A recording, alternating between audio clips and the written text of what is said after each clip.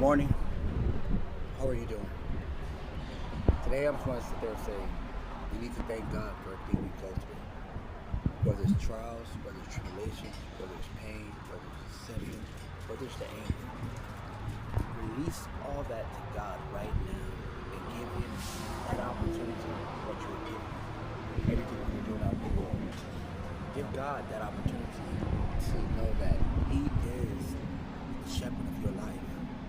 When you allow Him to shepherd your life, you can find your life to be abundantly better.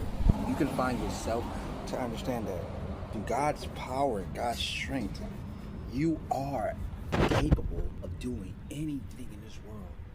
Look at the fact of what David did. David had a giant within his reach. But God allowed David to conquer that giant. It wasn't through David's strength, it wasn't through David's power, it wasn't through David's intellect. David was a shepherd, but he knew God was his shepherd. So he allowed his good shepherd to lead him. He allowed his good shepherd to deliver that giant out of his way.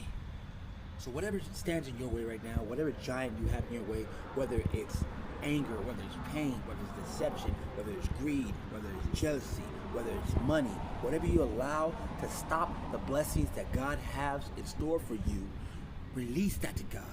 Take it to Him and ask Him, God, cleanse me, strengthen me, but most of all, guide me into a perfection that only you know. Guide me into a righteous path to serve you. Guide me so I can learn to live according to your law.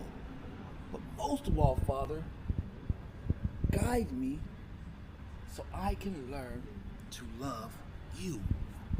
As we look at the world now, we look at the world as multiple different things. We look at the world as it's an opportunity for us to be better. It's an opportunity for us to serve the Most High God. And that is the Father who is in heaven. He is closer to you than like any other. He is closer than a brother. He is closer than a friend. But He is your Father. But He is a brother and a friend also. So allow Him to come into your heart tonight. Allow Him to show you the way. Allow Him to be the light that shines ever so bright within your dark and dreary world. Don't allow the darkness of this world to take place in your heart anymore.